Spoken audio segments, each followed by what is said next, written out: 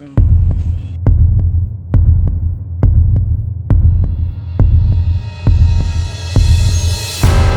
po guys, oh. Dyan po sa area na yan. Dyan po yung bahay ng nag-positive. So, hello everyone and welcome back to my channel. And guys what? Our area right now, or COVID-19 has reached our area right now, our community right now. So it's our neighbor right there. So she was tested positive of the virus. So it's getting crazy right here right now, and we just heard an announcement na meron pong guys, maglalagay sila ng mga checkpoint and i-disinfect tong area namin dito. And yes, so I need to go to the grocery as of the moment kasi kailangan ko talagang bumili kasi nauubos na yung ko guys, pagkain ko. Feel ko baka mag-strict pa sila for the upcoming days. So I really need to go to the grocery para makabili ako ng pagkain. So yes, update na mamaya, and continue watching guys para ma-update ko kayo sa aking mga kaganapan ngayon doon sa labas. So let's see.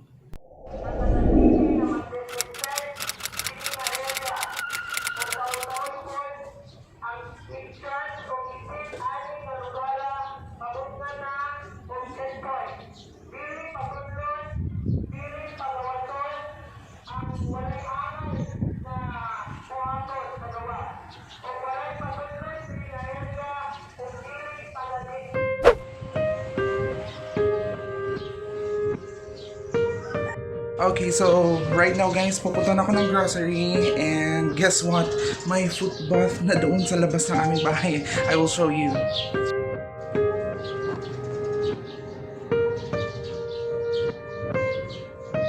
Yun nga guys, so yung case dito, it's getting serious na dito sa aming place, and I really need to do an action. Baka i-lockdown nila kami dito, so I really need to buy my groceries. So, see you!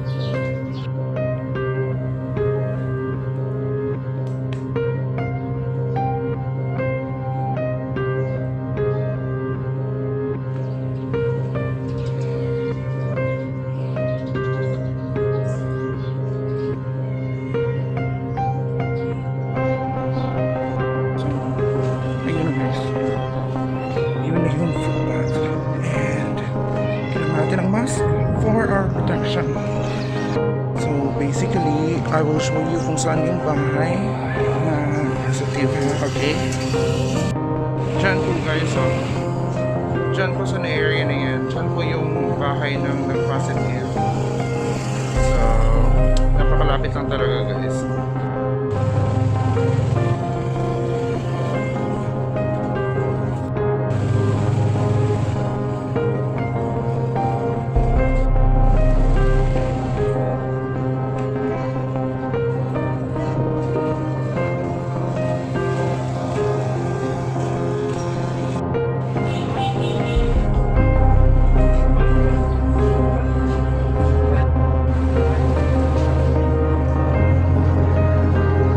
As what you can see guys, konti na lang yung tao na bumibili dito sa Carmen Market.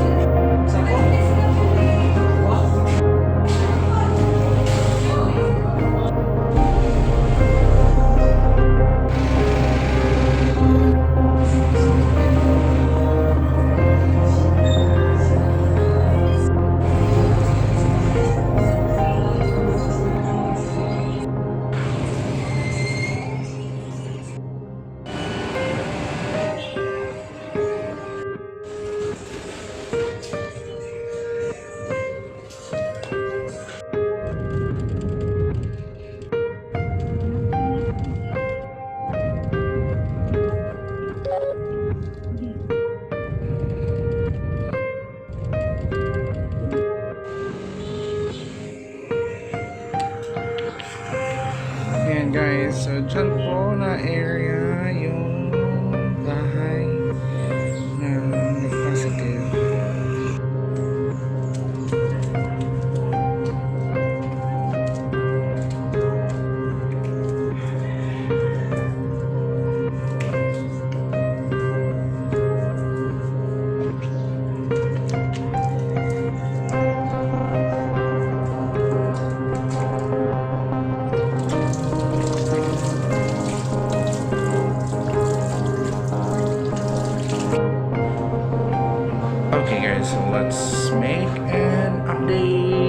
ibaba.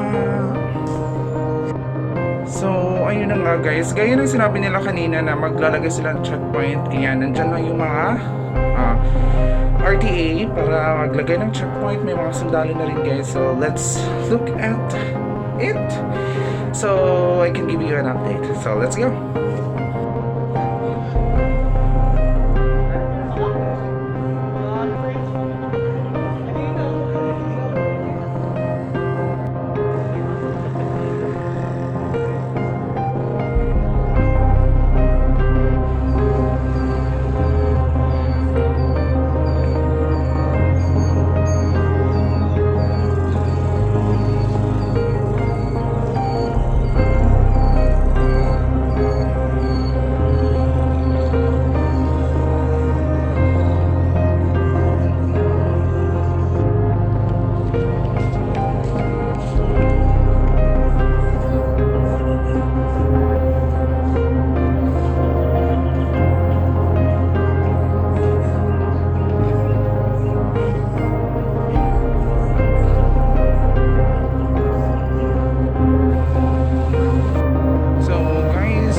Crossing din sa Zayas, and yeah, as of now, ano oras na?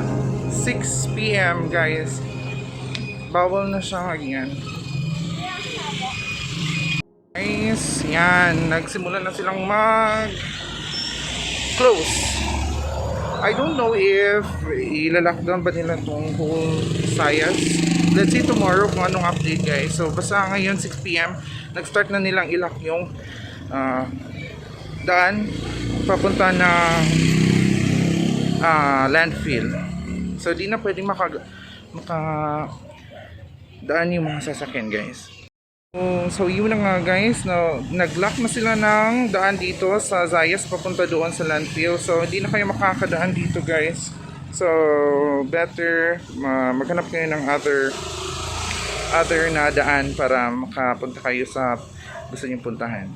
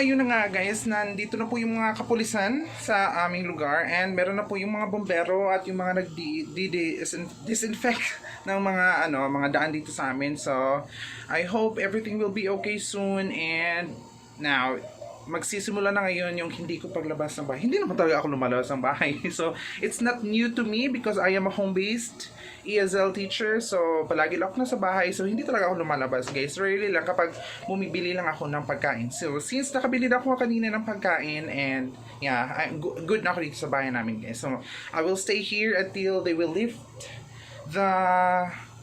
No, I think it's not a lockdown yet, but yung mga pagsara nila ng daan dito sa amin. So, I will just stay and hopefully everything will be okay soon. So, yan.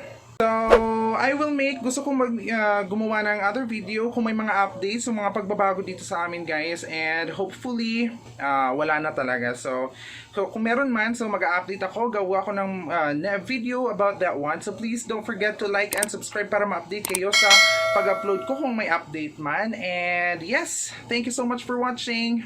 Zayas.